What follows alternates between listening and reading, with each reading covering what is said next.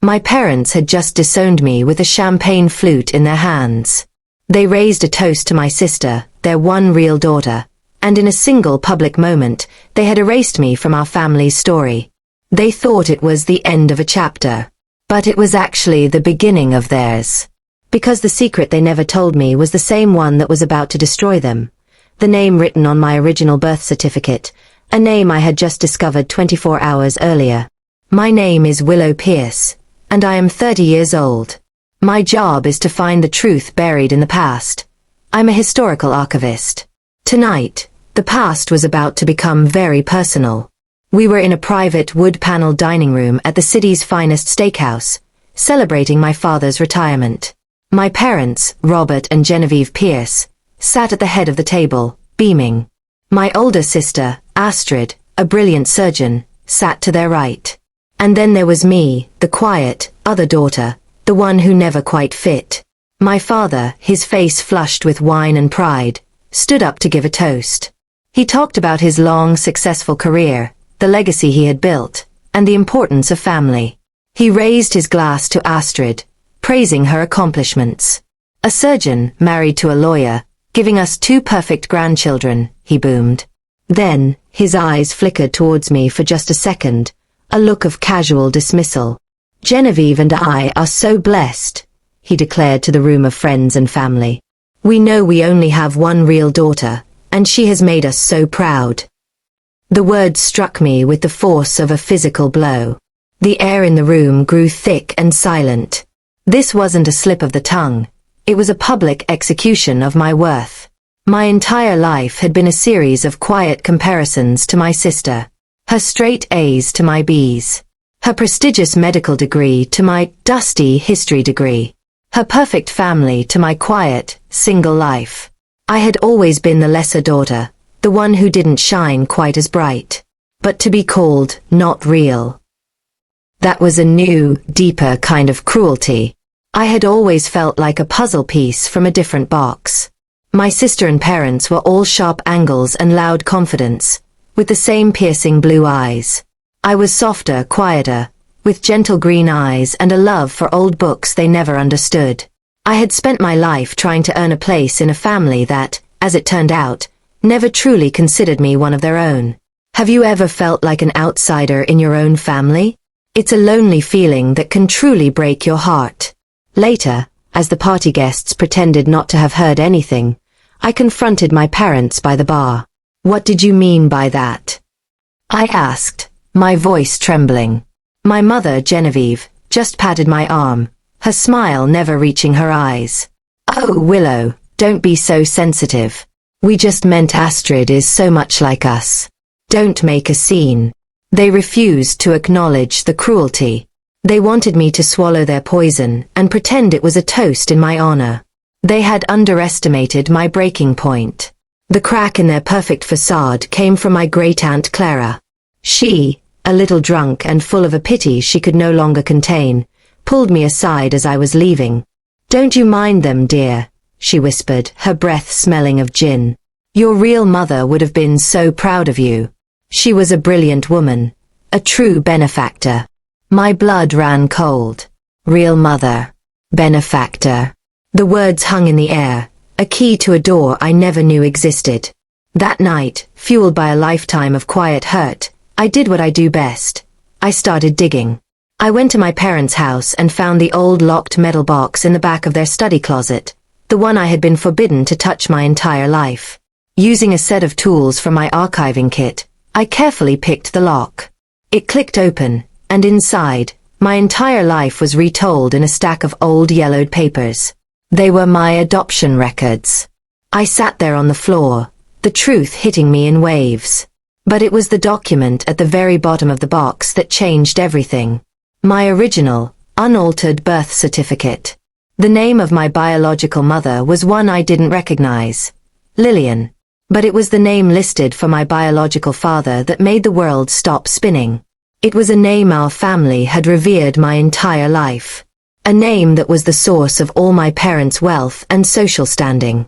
The story of who I really am, and how I'm about to use that truth to reclaim my past and my future, is something you will not see coming.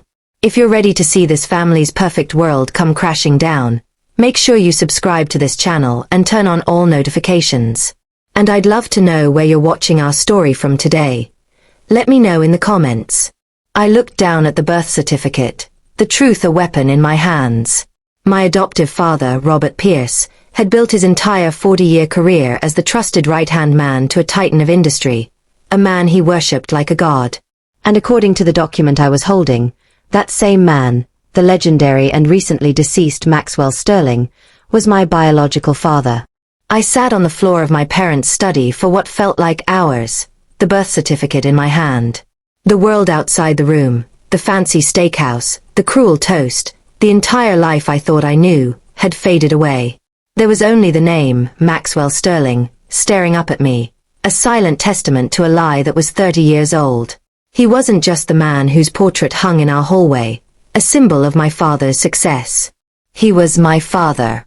The quiet, unwanted, not real daughter was, in fact, the secret heiress to an empire. Suddenly, everything made a new, cold, and terrible kind of sense.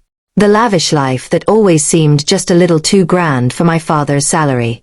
The exclusive country club, the expensive cars, the private schools for my sister and me.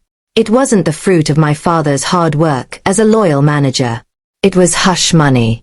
My parents hadn't adopted me out of love. They had been hired for a job. They were the highly paid custodians of Maxwell Sterling's greatest secret. My great-aunt's words came back to me, "Your real mother, a true benefactor." I had misunderstood. My biological mother, Lillian, may have been a benefactor of a good heart, but the real money, the power that had funded our entire existence, had come from Maxwell Sterling. The most painful irony of all began to settle in my bones. My parents had toasted their one real daughter, but without their unreal one, they would have had nothing. I wasn't just a part of the family. I was its entire foundation. My mind flashed back to a memory from when I was 16. My father had taken me to a stuffy corporate gala. Maxwell Sterling was there, a man who seemed more like a king than a CEO, surrounded by people who wanted his attention. I remember him breaking away from the crowd and walking over to me. He had a kind but deeply sad look in his eyes. He asked me about my passion for history. My own father had always called it a dusty hobby, but Mr. Sterling had listened intently. "The past has lessons for all of us, young lady," he'd said, "if we're brave enough to look for them." At the time, I thought it was just the polite ramblings of an old man. Now, I saw it for what it was. A father unable to claim his child, trying to give her a clue. I knew I couldn't confront my adoptive parents yet. They would lie, they would deny, they would hide whatever they could. I am an archivist. I know that the truth doesn't live in people's memories. It lives in documents. Maxwell Sterling was a famously meticulous man. A secret of this magnitude wouldn't be left to chance. There had to be a trust, a will, a legal paper trail that told the real story. I needed a lawyer. But not just any lawyer. I needed his lawyer. This is the part where it gets really intimidating, right? To go up against the powerful estate of a famous, wealthy man. Have you ever had to stand up for yourself in a situation where you felt completely outmatched and overwhelmed? Tell me in the comments what gave you the courage to take that first step. I need to borrow some of that strength right now. My research began. Maxwell Sterling had passed away a year ago, and the news of his death was everywhere. His billion-dollar estate was legendary. I sifted through dozens of financial articles until I found the name I was looking for. The sole executor of the Sterling estate, a famously private and fiercely loyal lawyer based in New York City named Alastair Finch. He was known in legal circles as the Fortress, because no secret ever escaped his watch. He was my target. With my heart pounding in my chest, I made the call. I was sure his assistant would dismiss me as just another person trying to get a piece of the Sterling fortune. I gave my name, Willow Pierce, and said I was calling about a private matter concerning Maxwell Sterling. The assistant's professional tone became guarded. "One moment, please," she said. I was on hold for what felt like an eternity, listening to the quiet classical music, sure she was about to come back on and tell me he was unavailable. But she didn't. A new voice came on the line. It was old, calm, and radiated an authority I could feel through the phone. "Miss Pierce," the voice said. "This is Alistair Finch. I must confess, I have been expecting this call for a very, very long time." I was so stunned I couldn't speak. He knew. He had been waiting for me. "Mr. Sterling left me with a very specific set of instructions," Mr. Finch continued, "for the day you finally discovered the truth. Can you be in my office in Manhattan tomorrow morning at 10 o'clock? Before I could even find my voice to say yes, he added one more thing, a final instruction that sent a chill down my spine. "And Miss Pierce," he said, his voice dropping to a low, serious tone, "a word of advice my client insisted I give you. Tell absolutely no one that you are coming to see me. There are those who would not be pleased to know you are claiming your birthright." He paused, letting the weight of the warning sink in. "When you arrive, be sure to ask me about the Lillian clause." The phone call ended, but the lawyer's words echoed in the silent study. Tell no one. The Lillian clause. A cold wave of fear washed over me, far more real than the shock I had felt before. This wasn't just about a family secret and a hidden inheritance anymore. This was about danger. Mr. Finch's warning was clear. There were people who did not want me, the secret daughter of Maxwell Sterling, to claim my place in the world. My quiet life had just ended, and a dangerous new one had begun. I had to get to New York. It was already late on Thursday night, and the meeting was the next morning. I threw a few things into an overnight bag, my hands shaking so badly I could barely zip it up. Every shadow in the house seemed to menace me. Every creak of the floorboards sounded like an intruder. I felt like a spy in my own life, a stranger who had to escape before the guards found her. The truth had set me free, but it had also made me a target. Lying has never come easily to me, but I knew I had to cover my tracks. I called my parents home. My mother, Genevieve, answered, her voice cold and distant after the disastrous retirement dinner. I forced my own voice to sound normal, even a little boring. I told her a lie about a last-minute archival emergency, a rare manuscript that had been discovered in a library a few hours away that I had to see immediately. It was a plausible story for her dusty, disappointing daughter. "I'll be gone for a day or two," I said. "Don't worry about me." She didn't. The late-night train to New York was mostly empty, a long metal tube hurtling through the darkness. I stared out the window at my own reflection, a pale, scared-looking ghost overlaid on the passing towns.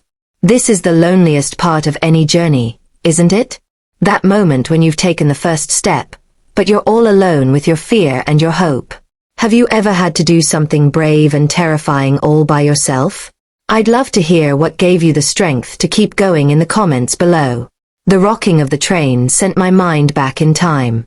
I was 17, and I had won a national history competition. The prize was an all-expenses-paid trip to New York City to visit the museums. I was ecstatic. But my parents had forbidden me from going. Their excuse was that the city was too big and dangerous. I was heartbroken, and their reason never made sense. But now it did. They were terrified. Terrified that I might get too close to the Sterling building, too close to the heart of their secret. My trip to New York today wasn't just a journey. It was an act of defiance decades in the making. My thoughts kept returning to Mr. Finch's other mysterious instruction. The Lillian clause. Lillian was my biological mother's name. What could it be? Was it a test? A riddle I had to solve to prove I was worthy of my inheritance? Was it a final message from the mother I never knew, a warning or a piece of guidance? The clause felt like a final challenge from her, a way to speak to me from across the years, and I was both terrified and desperate to know what she had to say. The train finally pulled into Penn Station in the early hours of the morning. The sudden noise and rush of people was a shock to my system. I found a small hotel and spent a few sleepless hours staring at the ceiling before the sun rose. I walked out into the crisp morning air of Manhattan, a city that felt like a different planet. And there it was, just a few blocks away, a skyscraper of dark glass and steel that seemed to touch the clouds. Carved in huge granite letters above the grand entrance was the name, Sterling. I took a deep breath and walked through the revolving doors. The lobby was a cathedral of marble and money. I took the elevator to the top floor, to the law offices of Alistair Finch. The office was the opposite of the modern building. It was old-world power, all dark mahogany, green leather chairs, and a silence so deep you could hear your own heart beating. It smelled of secrets. I gave my name to the receptionist, and the look she gave me was not one of confusion, but of quiet, knowing recognition. They were expecting me. The receptionist led me down a long, carpeted hallway. My footsteps made no sound. She stopped in front of a pair of massive oak doors. "Mr. Finch will see you now, Miss Pierce," she said softly, and opened them. I stepped inside. The office was vast, with a floor-to-ceiling window that offered a breathtaking view of the entire city. An elderly, distinguished-looking man with sharp eyes rose from behind a desk that looked like it had been carved from a single giant tree. It was Alistair Finch. I stood frozen in the doorway, my world shrinking to the life-sized oil painting on the wall. It was her. My mother, Lillian. She was beautiful, with a gentle smile that didn't quite reach her sad, green eyes, my eyes. In the painting, she was holding a baby, a tiny thing wrapped in a white blanket, looking up at her with a sense of perfect peace. It was me. All the questions, all the feelings of being an outsider my entire life, they all melted away in that moment. I wasn't a puzzle piece from a different box. I was a part of this. I was hers. "Please, come in, Willow. Sit down." Alistair Finch's voice was gentle, pulling me back into the room. He gestured to a large leather chair opposite his desk. "Maxwell commissioned that portrait the month before Lillian passed away," he said, his gaze fixed on the painting. He looked at it every single day. It was his greatest treasure and his deepest regret. In that single sentence, the image of the powerful, distant billionaire I had in my head was replaced by the image of a man who had lived a life of secret heartbreak. Mr. Finch began to tell me the story. My father, Maxwell Sterling, and my mother, Lillian, were deeply in love. But Maxwell was already married, a union that had been arranged years earlier to merge two powerful business families. His wife was a cold and ruthless woman. A divorce would not have just been messy. It would have been a corporate war that would have destroyed his company and the lives of his thousands of employees. Their plan was for Lillian and me to live quietly in a different state until he could secure his empire and find a way to be with us. But they ran out of time. When I was just a few months old, my mother, Lillian, was diagnosed with a rare, aggressive form of cancer. She was given less than a year to live. Their dream of a future together was gone. Their only focus became me. My mother's dying wish was to ensure I would be safe, loved, and would one day know the truth about who I was and where I came from. And so, they created a plan. A secret adoption. They chose my father's most loyal employee, Robert Pierce, and his wife, Genevieve. They trusted them. That was their great mistake. Mr. Finch explained that Maxwell had set up a generous trust fund, a monthly stipend to be paid to the Pierces for my care, to ensure I had every opportunity in life. But Robert and Genevieve had become greedy. They used the money that was meant for me to fund their own lavish lifestyle, to climb the social ladder, all while treating me like an unwanted burden, a secret they were paid to keep. They hadn't raised me. They had guarded me. It's a strange feeling, to learn that the life you resented was actually paid for with your own money. My parents weren't just liars. They had been living a comfortable, happy life at my expense. What do you think is worse? A cruel, honest truth, or a comfortable, gilded lie? My entire childhood felt like a comfortable lie, and I'm not sure how to feel about that. Let me know your thoughts in the comments. Which brings us, Mr. Finch said, his voice turning serious, to the Lillian clause. He leaned forward, his old wise eyes locking onto mine. Your mother was a brilliant woman, Willow. She knew the Pierces might become attached to the money. She worried they would try to keep you from your true inheritance. So she created a condition, a test of your character, within Maxwell's will. She wanted to be sure you had her heart before you inherited your father's empire. He let that sink in before he continued. Lillian kept a collection of personal journals. They contained her poetry, her thoughts, her story of her life with Maxwell, and her hopes for you. On her deathbed, she entrusted those journals to Robert and Genevieve. She made them promise to give them to you on your 30th birthday. I was 30. They had deliberately broken a dying woman's promise. My final test was to reclaim the one thing that was truly mine. My mother's story, her voice.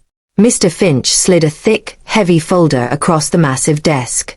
Maxwell left a preliminary trust for you, which is now legally yours. It contains a significant amount of money, enough to give you complete independence and the resources you will need to fight for what is yours. I opened the folder. The number on the bank statement inside was so large it didn't seem real. I was no longer the quiet, dusty archivist. I was a woman with the power to unearth the truth. As I stood up to leave, my mind reeling with everything I had learned, Mr. Finch gave me one last, chilling warning. Be careful, Willow, he said, his voice grim. The Pierces are not the simple suburban couple they appear to be. They have been preparing for this day for 30 years. He paused. Your mother, Genevieve, called me this morning, trying to stop this meeting from happening. She was very insistent. He looked at me. And the family lawyer they have on retainer? It's a man from a firm known for burying secrets, no matter the cost. This is not a game to them. This is war. The train ride back from New York was the opposite of the journey there. On the way to the city, I was a ghost, haunted by questions. On the way back, I was a woman armed with a truth so powerful it felt like a weapon sitting in my lap. The folder from Mr. Finch contained my new reality, a bank account with more money than I could comprehend and a mission to reclaim my mother's journals. Mr. Finch's final warning about my parents and their ruthless lawyer echoed in my mind. They had been preparing for this war for 30 years. I had only been preparing for a day. Back in the quiet of my small apartment, I knew I couldn't just storm their house and demand my mother's legacy. They were cornered, and cornered animals are the most dangerous. I had to be smart. I had to think like an archivist, assess the asset, understand the opposition, and formulate a plan for extraction. My first move would not be an attack, but an offer.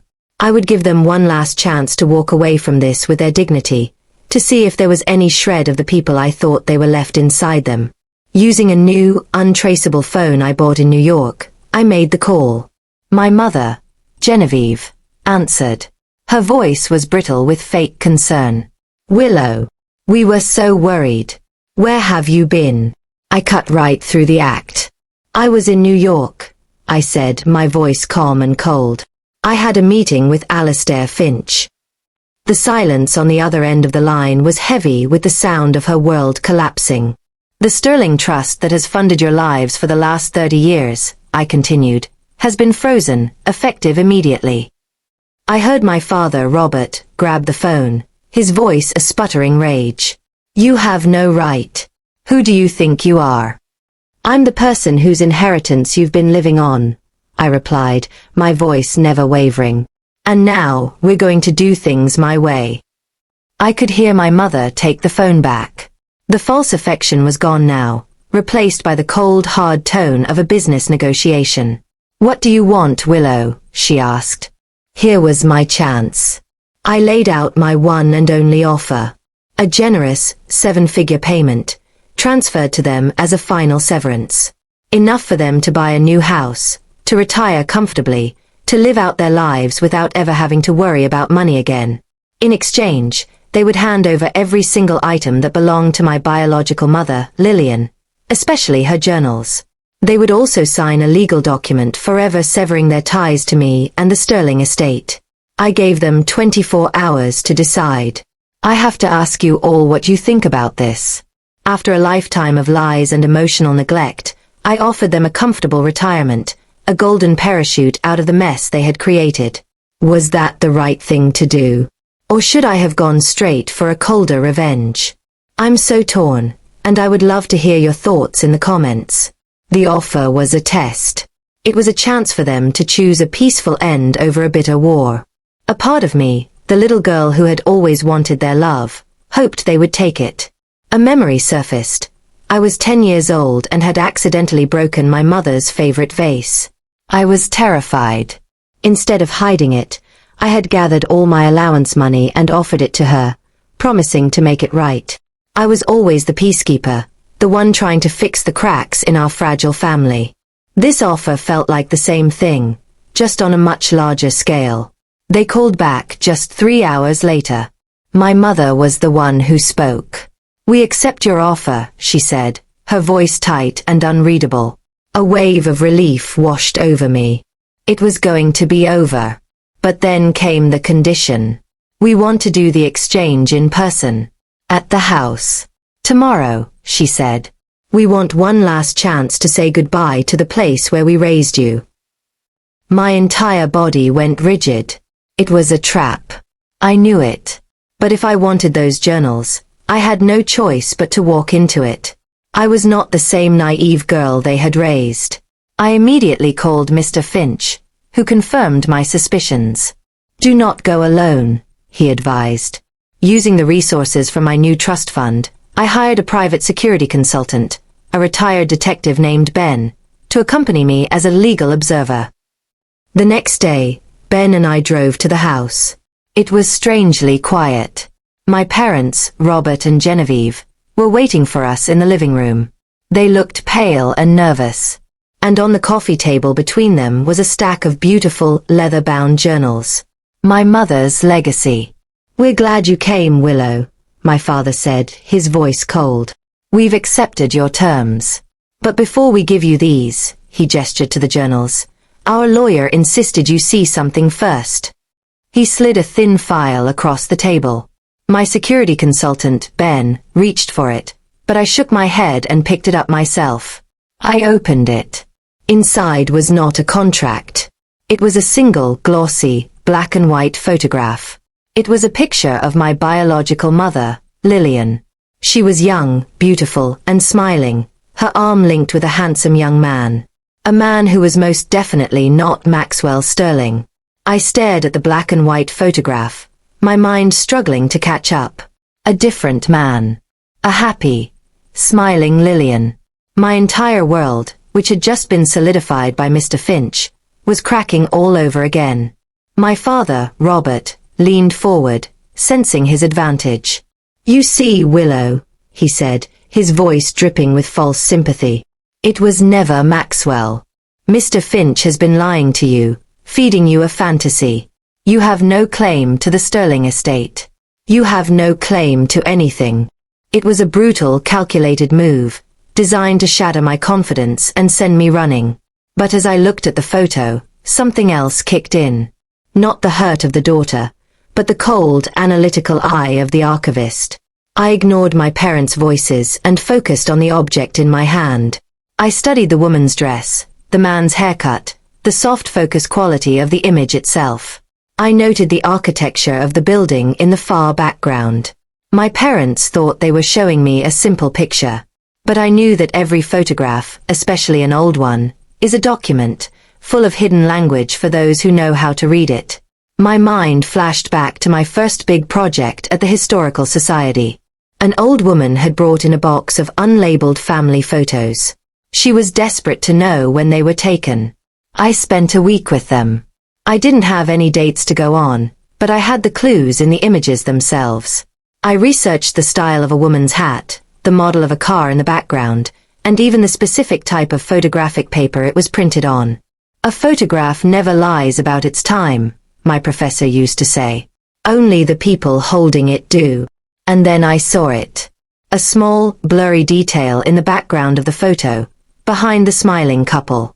It was a movie poster, tacked to a brick wall. The title was just barely readable. Jurassic Park. And then the second clue hit me. The paper had a specific, glossy finish with a distinct watermark on the back, a type of print that was popular for a few years in the early 90s and then discontinued. The movie came out in the summer of 1993. Lillian, as Mr. Finch had told me, met Maxwell Sterling for the first time in the fall of 1994. I calmly placed the photograph on the coffee table. My hands were perfectly steady. The film in the background came out in 1993, I said, my voice quiet and professional. And this type of Kodak paper wasn't produced after 1994. This picture was taken at least a year before Lillian ever met Maxwell Sterling. I looked up and met my father's shocked gaze. This isn't proof of anything, I said, my voice turning to ice. Except that you are willing to desecrate the memory of a dead woman to try and save yourselves. You're lying. The color drained from their faces. They had been so sure their trick would work. They had forgotten what I do for a living.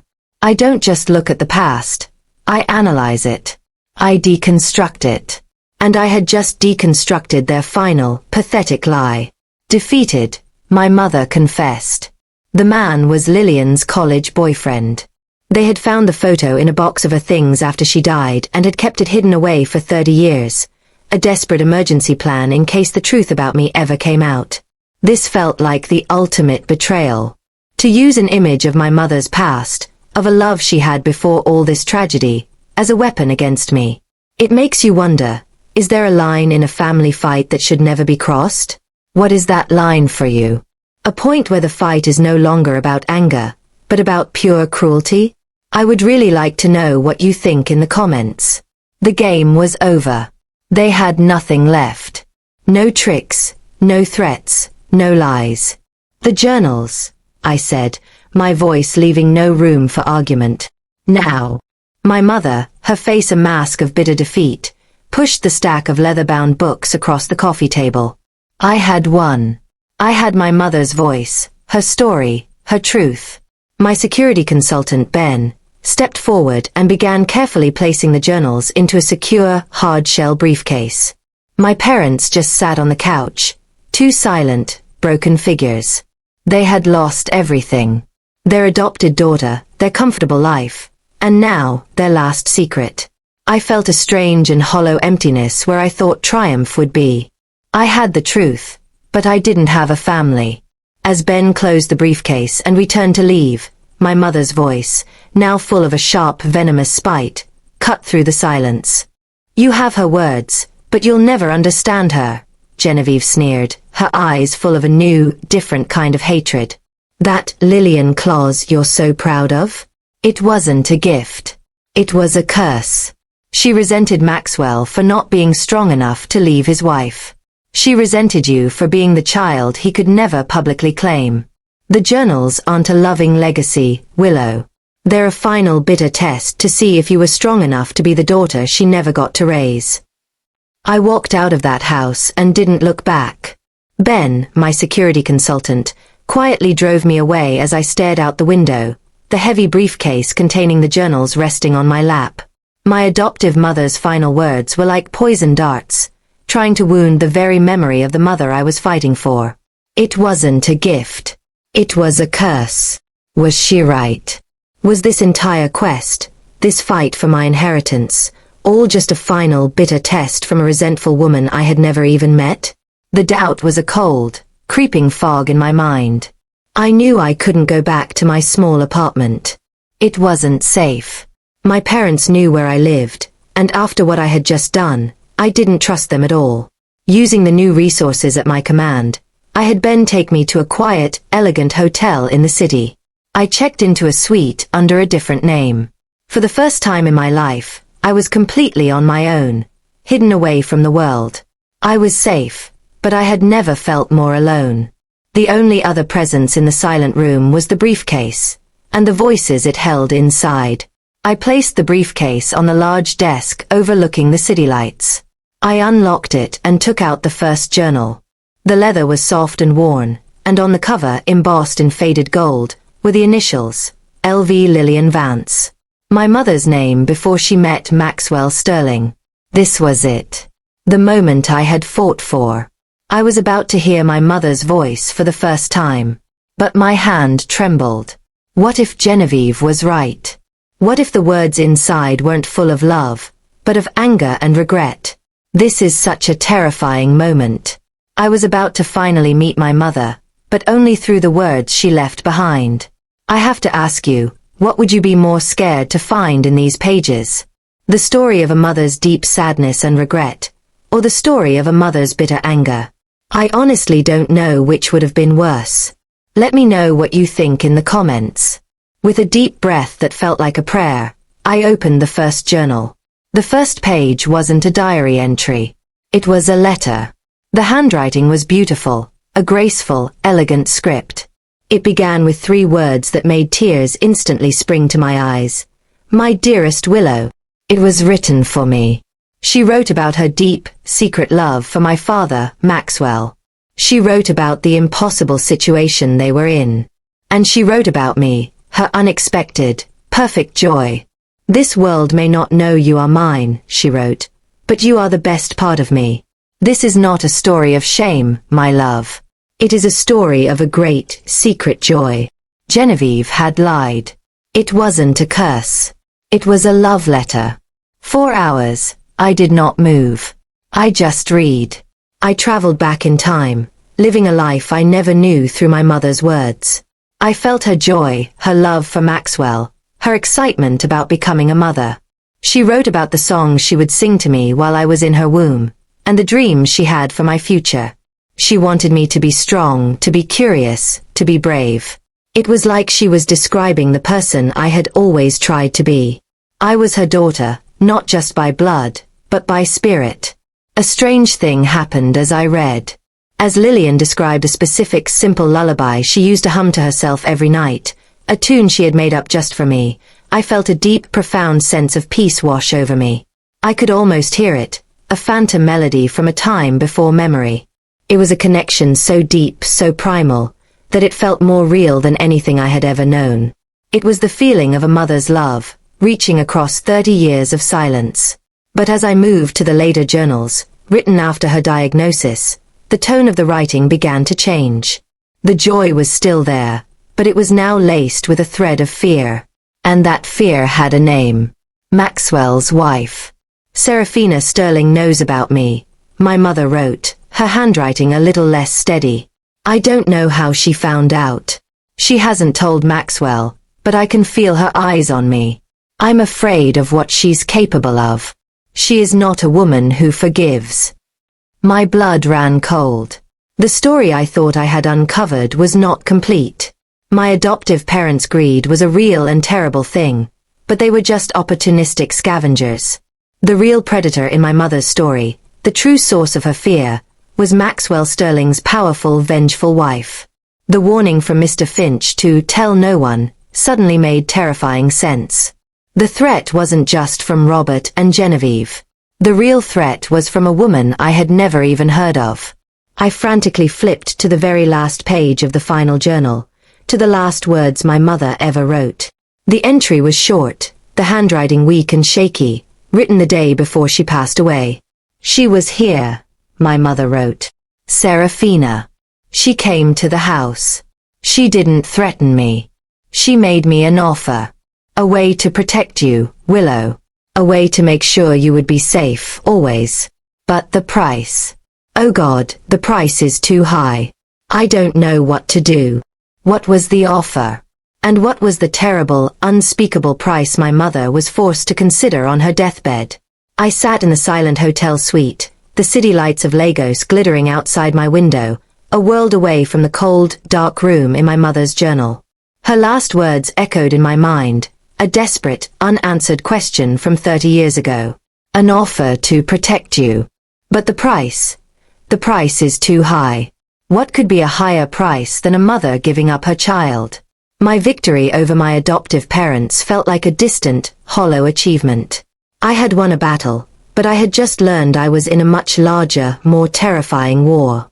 I spent the entire night reading the journals again, but this time, I wasn't looking for love or sadness. I was looking for a monster. I was looking for the name Serafina. The mentions were rare, scattered like poison breadcrumbs. Lillian described her as a woman made of winter, with a smile like a crack in a frozen lake.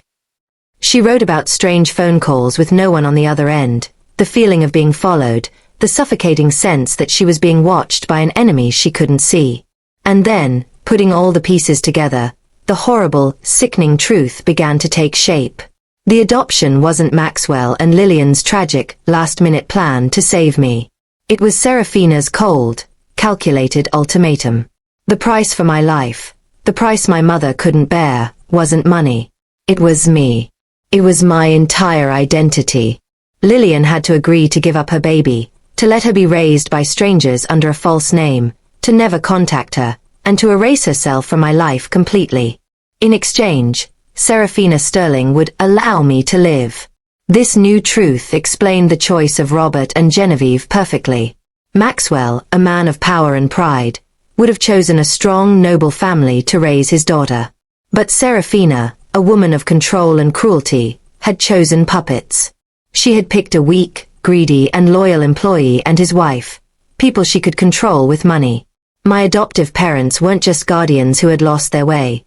They were prison wardens, hired to keep me locked away from my own life and my own name. A memory, sharp and cold, surfaced in my mind. I was 18, about to leave for university. Genevieve had sat me down for a talk. "The world is a hard place, Willow," she had said, her tone strangely serious. "You're very lucky you had us to protect you. For a girl with your background, things could have ended up much, much worse." I had been so insulted at the time, thinking she was talking about me being an orphan. But now I understood. It wasn't a lecture. It was a threat, a reminder of the invisible cage that had surrounded me my whole life. This is such a complicated and painful truth to uncover. My birth mother didn't just give me up for adoption. She essentially traded my identity for my safety, all because of the cruelty of another woman. Can you even call that a choice? I'm trying so hard not to judge her, but my heart is breaking for her. What would you have done if you were in her position? Let me know your honest thoughts in the comments. I finally saw the full picture. Robert and Genevieve were cruel, but they were just pawns. The true architect of my lonely childhood, the real villain of my life story, was Serafina Sterling.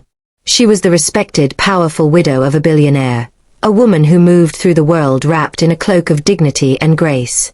And I, the quiet archivist, was the one living secret that could tear that cloak to shreds and show the world the monster underneath. My mission was no longer just about reclaiming my inheritance. It was about getting justice for my mother, Lillian. But how do you fight one of the most powerful women in the world, a woman who has been burying her secrets for 30 years? The journals told a heartbreaking story, but they weren't proof of a crime. I needed a weapon. And I knew there was only one person left in the world who could help me find one. My hand was steady as I dialed the international number. The phone rang twice before he answered. Alistair Finch. His voice was the same, a calm anchor in my raging sea of fear and anger. I didn't waste time. I told him everything I had pieced together from the journals, Serafina's visit, the offer, the price. I told him I finally understood the danger he had warned me about. I was no longer a confused girl. I was a daughter ready to fight for her mother's memory. Mr. Finch was silent for a long moment on the other end of the line. When he finally spoke, his voice was grim. "I was afraid of this," he said. Maxwell suspected it, but he could never prove it. Lillian was too terrified to tell him the whole truth. He paused, and I could hear him take a deep breath. The Lillian clause wasn't just about finding her journals, Willow. That was only the first step. It was a key. Your mother knew Serafina would try to erase every trace of her existence. So she left one final piece of evidence, something she told no one about but me. She called it the archivist's key. The archivist's key. The words hung in the air, a direct challenge from my mother, delivered 30 years after her death by her trusted lawyer. A wave of understanding and purpose washed over me. This wasn't just a random inheritance. My mother, Lillian, had known exactly who I was, and who I would become. She had left a final breadcrumb, a final piece of her story, in a place that only I, with my specific skills, could find. Sitting in my hotel room, so far from home, I felt a powerful connection to her, a mother who had planned a final quest for the daughter she never got to meet. Mr. Finch explained. "Your mother loved history, Willow. She believed the safest place to hide a single dangerous truth was to bury it in a mountain of other older truths. He told me that a month before she died, Lillian had made a small, formal donation to the New York Public Library's historical archives. It was a collection of a dozen 19th-century poetry books, seemingly random and of little value. "That is all I am permitted to tell you," Mr. Finch concluded. "The rest is up to you." The plan was set. I hung up the phone, a new fire in my heart, and immediately tried to book the first flight back to New York. I pulled out the new debit card Mr. Finch had given me, the one tied to my trust fund, and entered the numbers into the airline's website. I hit purchase. A moment later, a small, red message appeared on the screen. Transaction declined. My heart stopped. I quickly logged into the bank account online. The vast sum of money was there, but it was frozen. A single note was attached to the account, under administrative review. I knew instantly. This was her. Serafina Sterling. The feeling of power I'd had just minutes before vanished, replaced by a cold, terrifying helplessness. She had found me. She couldn't get to me physically, but she could flex her immense power and cut me off, trapping me, penniless, an ocean away from the truth. She was trying to make me feel small again, to remind me that she was a queen and I was a nobody. The paranoia of being watched was gone, replaced by the certainty that a powerful, invisible enemy was now actively working against me. This is the ultimate bully tactic, isn't it? To take away someone's resources, to try and make them feel helpless and alone. Have you ever had someone try to intimidate you by cutting you off or making you feel powerless? How do you find the strength to fight back when it feels like you have nothing left? I'd really appreciate hearing your stories of strength in the comments right now. For a moment, I almost gave in to the fear. But then, a memory of my other mother, my adoptive grandmother Evelyn, flashed in my mind. She was teaching me how to play chess. I was a child, and I was about to lose. "I'm trapped," I had whined. She smiled. "Don't ever let them see you panic, Willow," she said, moving her knight. "When your opponent thinks they have you completely cornered, that is the exact moment you make the one move they never expected." Serafina Sterling was expecting me to act like an heiress, to fight her through powerful lawyers and big bank accounts. She had trapped the rich girl, but she had completely forgotten about the quiet, resourceful archivist. I still had one asset she knew nothing about. My old, normal life. I left the fancy hotel, took a taxi to the bus station, and bought a cheap ticket back to New York using my old, nearly empty credit card. I wasn't going to travel like an heiress. I was going to disappear and travel like a ghost. I arrived in New York, exhausted but determined, and went straight to the public library. The Special Collections Archive was a quiet, sacred space that smelled of old paper and history. This was my world. I felt more comfortable here than I ever had in a fancy hotel. I filled out a request form for the Lillian Vance donation, 1995. A few minutes later, a librarian brought me a small, plain, acid-free cardboard box. Inside were 12 old, beautiful poetry books. I took the box to a private research desk and began my work. I didn't read the poems. I examined each book as an artifact. I felt the weight, checked the bindings for any sign of tampering, ran my fingers along the edges of the pages, looking for any inconsistency. To anyone else, it was just a box of old books. To me, it was a final conversation with my mother. I finally picked up the last book, a collection by Emily Dickinson. It felt slightly, almost imperceptibly, heavier than the others. With a surgeon's care, I used a small blade from my archivist kit to gently pry open the inside cover. The cardboard was thicker than it should be. It had a false back. I pulled it open, and my breath caught in my throat. A small, hidden compartment had been hollowed out of the book's pages. Inside, nestled in a small velvet pouch, were two items. The first was a tiny microcassette tape, the kind used for small, handheld recorders. The second was a single, folded photograph. My hands were shaking as I unfolded the picture. It was grainy, clearly taken from a distance with a telephoto lens. But the subjects were unmistakable. A furious-looking Serafina Sterling was handing a thick white envelope, the kind full of cash, to my adoptive father, Robert Pierce. I looked at the date stamp on the bottom of the photograph. It was dated October 18th, 1995, the day after my mother Lillian's funeral. This wasn't a payment to care for me. This was a payoff. And what terrible secret had my father agreed to bury on the day after my mother died? I sat in the quiet, dusty archive of the New York Public Library, a world away from everything I knew. In my hands, I held a photograph that was a dagger, proving a betrayal so deep I could barely comprehend it. My adoptive father, Robert, hadn't just lied to me my whole life. He had taken a payoff from the woman who hated my mother, the day after her funeral. The tiny microcassette tape felt heavy in my palm, a vessel of final, terrible truth. I knew that whatever was on this tape was the secret he was paid to bury. Finding a machine to play the tape was my next challenge. I went to the head archivist, a kind, elderly man who had helped me find the books. When I showed him the microcassette, a knowing look came into his eyes. "Sometimes the oldest voices have the most important things to say," he said. He led me to a small, soundproof listening booth, a room used for preserving oral histories, and returned a few minutes later with a small, old-fashioned player. The final barrier between me and the truth was about to fall. I closed the heavy door, shutting out the world. Sitting there in the silence, I felt so incredibly far from everything, thinking about the time here in New York versus the evening back in places like Lagos, on the other side of the planet. It made my own secret feel so small and yet so large at the same time. My hands were trembling as I placed the tiny tape into the machine and put on the heavy headphones. I closed my eyes, took one last breath of the life I had known before this moment, and pressed play. The audio was scratchy, filled with the hiss of old magnetic tape.